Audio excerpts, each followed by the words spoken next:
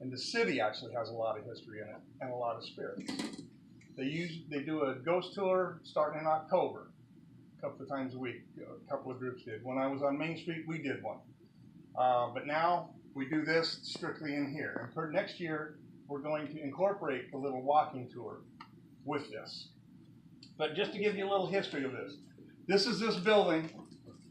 It was Pitcock's Hardware back in this up until 1998. This is inside this building in the 20s when it was Pitcock's Hardware.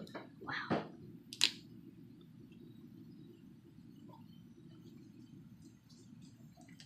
This is this building from 1915 to 1925. Willard Susquehanna Garage.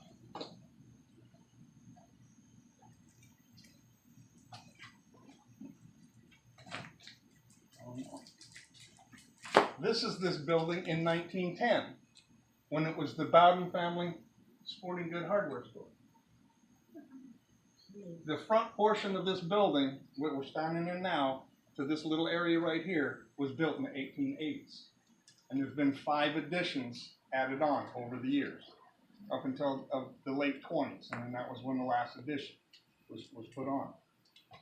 But we've had a bunch of spirits in this place. Now, I own the building across the street also, which back in 1904, it was the post office for Havre de Grace.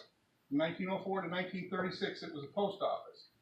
And I bought that building in 2004, and I had people working on it. My daughter lived in it, and they told me that they seen spirits and windows slammed. They'd see shadows and different things happen over there. So that building has spirits in it also. Is that Jolene's place? Yes, where Jolene is, but upstairs. We've never had nothing downstairs as far as we know, just in the upstairs apartments. And I don't know, back in the 70s, there was a fire in that building, but I don't think anybody was ever hurt in there that I know of. Now, in one of the ghost tours, there used to be a house. I don't know if anybody's ever heard the story about there was a house over here and a lady poisoned her family. Well, in this picture here, this is where Copley's Cornerstone is right now. This is when it was a livery. Here is the back of the house that lady lived in. So that's the house that she lived in when she poisoned her family. Not many people have seen that until I put it out on Facebook. Now there's, down at the end, down by the park, there's a place called the Bayou. At one time, right now it's all condos. At one time it was a nunnery. At one time it was a hotel, and it burnt. Well, when it was a nunnery, after it was a nunnery, some people have told me, and I'm trying to find a picture, but here's a picture of the Bayou, and there's one outside that I have a picture of when it was burnt. But somebody has told me that they have a picture, someplace there's a picture of a spirit of a nun in one of the windows. I'm trying to find that picture. Now, I have personally had the experience with spirits in this city, with the White House that's just 2 buildings down. When I bought this building, the gentleman had that building, he was fixing it up as a bed and breakfast. Well, nobody was in there, and we had all just come out, turned all the lights and all the power off and everything. But when we get outside, the lights are on in the upstairs. That there's been other people that have lived there. There was some ladies and a guy that lived there. They shared rooms here just a few years ago. And the kid come home and went in, and he come running out, and he called the police because he said somebody ran upstairs. Well, it had happened to people before. It was a spirit that people have seen run up the stairs. But here's an old picture of this street looking down there at where that little White House is. And there is a little old lady in the picture right here. The American Legion building is very spirit-filled. One of the bed and breakfasts up here is very spirit-filled. People see a little girl's face up in the top window every once in a while. So there is a lot of spirits and stuff here in Havre de Grace. And also, now in this one, I've been here for a long time. Several years ago, there was a couple come through, regular customers, and I'm sitting here working at the desk, and I greeted them, and they come through, went through, and the lady come up to me, and she said, "Do you know you have spirits in here?" I just looked at her and started laughing. I said, "No." She said, "Well, my husband's a paranormal, and there's a lady back there, one of my dealers. I used to have a lot of dealers in here, and his booth was set up to where there was 2 chairs and a little drop leaf table." And they took me back there and explained, "Well, there's a lady sitting here. Her name begins with an M. She's very content. She doesn't mind being here. She just loves to tinker." And I just, okay, that was my first experience with any spirits in this building. So I was telling people this story afterwards. Well, no, let me back up a little bit. That day, the drop leaves were down. I'm the only one in here, and I lock up that night. The next morning I come in, they're up. I'm the first one and the only one in. The only one that has a key. They were the one side where supposedly she was sitting was up. So that was my first experience at something. And then we had one of the paranormal groups come through here. And they did an investigation just like the Dead of Night paranormal group that's here tonight going to do this with you. They came through, and we had a lot of activity back here by the stairwell. In fact, if you go on YouTube and put in Bahouhas, you'll see the YouTube video of their machines and turning off and on a flashlight that was back here. And there was a little boy in here doing a lot of running up and down the stairs. And then after that, we had one of their friends, which was a lady, and I can't remember, I'm going to have to get her name, but she is on one of the paranormal TV shows. They brought her through, and she hit on a lot of spirits in here. And there's particularly one blue chair back here. I got a pair of them, but in one of them, she was explaining, she said, "There's significance with this chair in this building, correct?" And yes. And I didn't tell her what anything was, but I just answered her questions. And she said there was a lady in it, and she described her, and then we just got to talking. So when we went through, and she hit on a lot of different things in here. And I brought her up to here, to this showcase over here, which is all filled with the Pitcock family's memorabilia, and a picture of Mrs. Pitcock was there. And she said, "That's the lady that was there in the chair. And that is Mrs. Pitcock's chair." Then we had a few customers come through here and say they just felt things. Dead of Night Paranormal came through. We did an investigation thing one night with me. They just came in and did it. The next morning, I had a customer come through. I'm sitting here working. They come up and they said, "You ain't going to believe this, but I just had an experience at the top of the steps that just, I felt a chill, the hair on my neck and my arms raised." And I just started laughing. I said, "Well, you ain't going to believe this. We had a paranormal investigation last night, and they must have stirred them up." And then we've had several other people, just regular customers, come through and tell me that they experienced a child over here or a child over here. Well, when the Dead of Night Paranormal group came through the first time, there's a little boy that, what's his name? Stevie. Well, he hit, they asked me, they said, "Do you have a wooden boat in here?" So I went around and looked for all my wooden boats, and as I picked one up, they said, "Do you have a wooden boat with a red bottom?" So I went, "Yeah, right here." And they said that it was his favorite toy. They spoke to him. So I moved it. It's right over here. You'll be seeing it during the tour. They'll show it with you and everything. I moved it because, okay, now that this thing is connected to something, I'm going to bring it back here behind the desk. And apparently he threw a fit until I put it back. So now it's sitting there and it's not for sale. So that's another experience. What else we got? I think that's about it. So tonight, I'm positive you're going to feel something. You're going to see something. It's going to happen with you. But just a few little safety things that we need. They've got the lights are going to be out.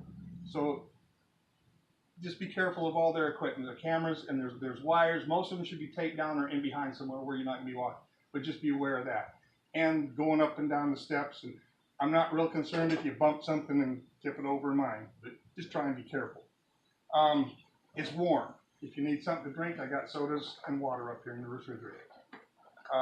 The bathroom is underneath the stairwell, and the light switch is on the outside.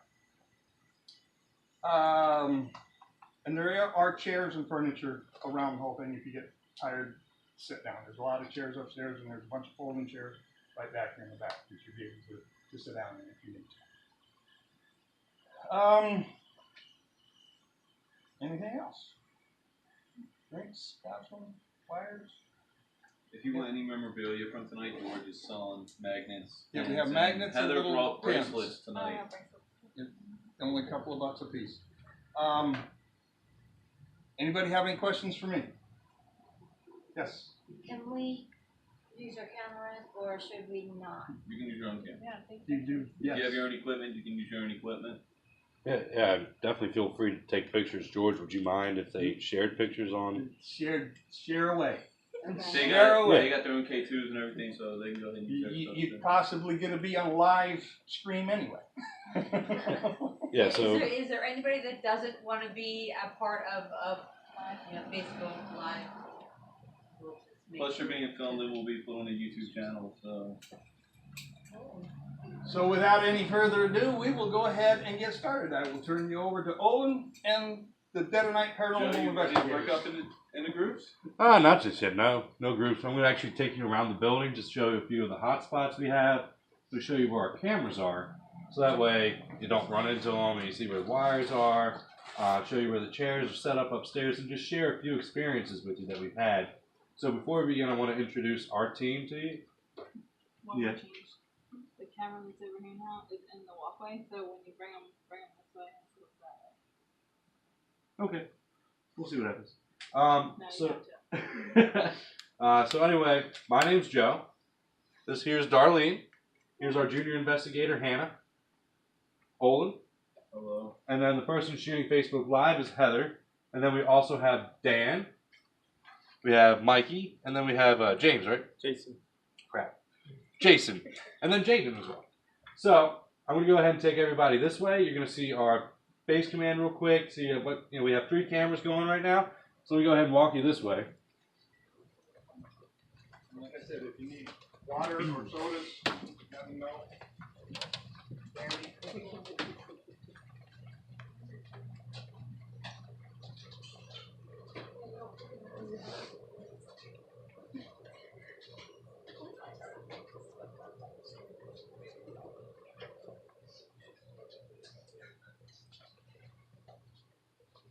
So as we walk past here, you'll see we have a TV monitor set up, and that's just so Olin here can actually watch the cameras. And what he's going to do is if he sees something on any one of these 3 screens, he's going to let us know real quick.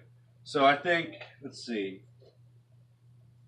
this one here, the bottom screen, I believe that is the one that is upstairs. Yeah.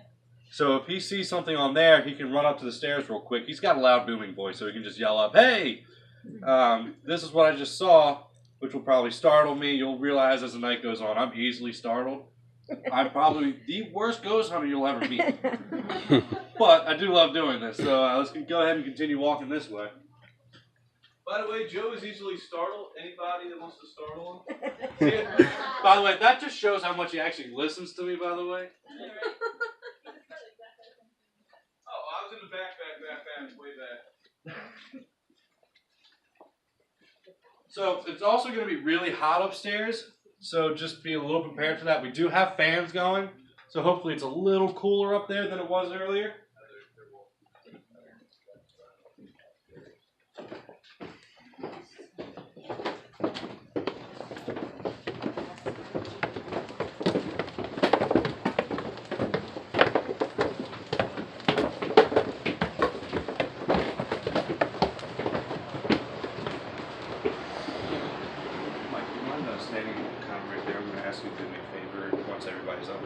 Sure. Because there's a light switch on the wall and have you shut off at Alright. some point once everybody's up here. So as everybody comes in, if you want to go ahead and follow around these seats here. It's going to make it a little bit easier for me to talk, so I don't have to keep projecting as much. I think there's 9 of us so far. Is that everybody? I think that might be everybody. I think so, yeah. Welcome to the Beer Museum. My favorite part of this whole story. Only because there's a lot of really cool things in here. So, we've also had a lot of experiences up here. Directly behind you two, where you're sitting, in this walkway here, in front of this red door.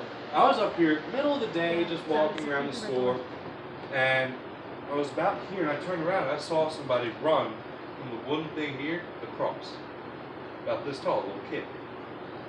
So I believe that was Stevie just running across real quick. Last time we were here, we had a bunch of K2 hits. One of the first investigations, public investigations we did here. I'm using the SP7, which is a spirit box. And what that does is it scans through radio frequencies very rapidly. And what it's supposed to do is create white noise that spirits can use to talk a little bit easier. And so we're using that. See, he's got one too. I'm guessing yours has the antenna still? Yeah. Yeah, mine doesn't. I was trying to play radio stations earlier. Which, as we get up here and I start using SP7, I'll explain a little bit more about it. So, we're up here and we hear, play a game.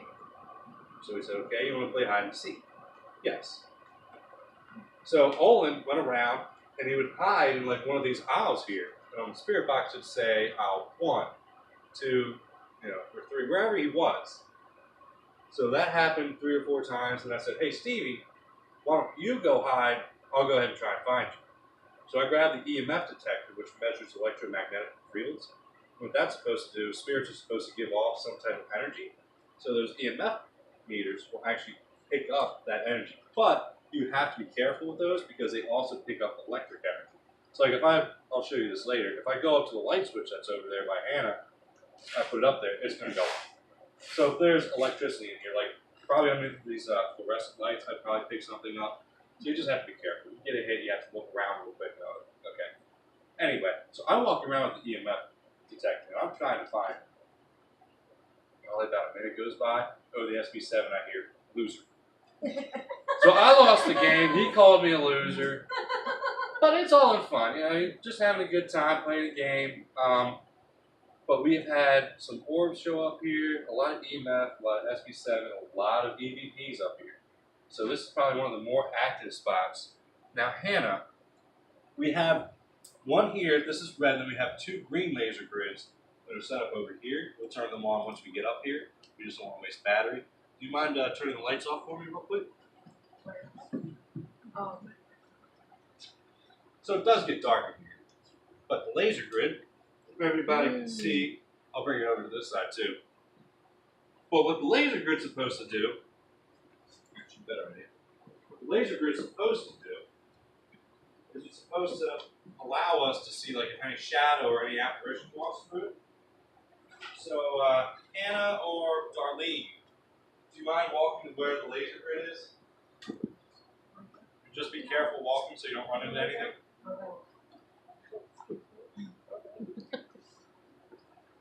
So if you don't mind walking up to the wall, and we can show them what it's kind of supposed to look like. So I'm guessing you can already see the lasers, the lines on Darlene that's walking down there. Shadow? So what it's supposed to do, you're kind of supposed to see like a little figure in those lasers. So we have the camera running directly on that one, which Olin is watching, so if anything does pop up, you'll be able to see it. Alright, Hannah, do you mind turning the lights on? Probably it's going to be bright. Alright. Yeah. Alright, so I'm gonna go ahead and turn this on off real quick. We'll head downstairs. Oh, one more thing. Darlene, do you mind telling your earlier experience? We came in tonight, it was Owen and I, and there was nobody in the building except George up in the front. And we heard, and I said, Owen, did you hear that? He goes, yeah. He went up and asked George, wasn't him. So that was the first thing that happened. The second thing was, let's see. It happened to Dan, right? Dan. So Yes. I'm actually going to show you that spot because he showed me earlier. And Dan, would you mind explaining what happened down there? I was Once we get down there. passing a electrical extension cord to Owen over one of the aisleways, and I got the cord in my hand, and I'm just kind of like looking up, waiting for him. There's like a what is it, like a coffee jar or like craft a or wine something. decanter. Or Yeah, a something. little wine craft or something, and it's pretty firm in this like little metal container, and it just goes like that, tilts to the side. And I went around into the cabinet, and there's all these little glass figures in the cabinet, and I'm jumping up and down. And if the floor was weak, the whole cabinet and the glass figures were nothing, solid floor. So why did that move? Alrighty, so let's go ahead downstairs, everybody. If everybody wants to